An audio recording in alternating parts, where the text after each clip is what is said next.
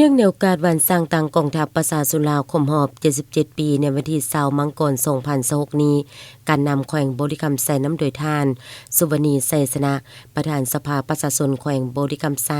ประธานคณะสมาชิกสภาแห่งชาติประจำเขตเลือกตั้งที่11ห้องประธานป้องกันศาสตร์ป้องกันความสงบแขวงพร้อมด้วยคณะมีคงเขตการเมืองเศรษฐกิจวัฒนธรรมสังคมคงเขตยุติธรรม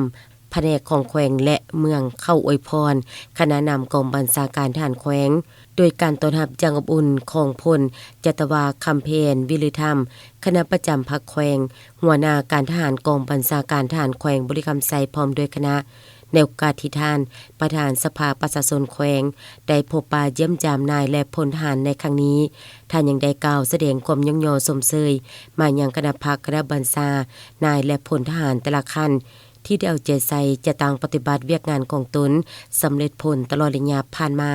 พร้อมทางสืบต่อรักษามูลเสือของกองทัพนำพาสินำให้นับมือเติมใหญ่เข้มแข็งขึ้นไปเรื่อยๆหลังจากนั้นท่านประธานสภาประชาชนแขวงยังได้นำเอากระตาของขวัญเข้าอวยพรคณะพรรคคณะบัญชานายและพลทหารกองบัญชาการทหารแขวงบริคำไซ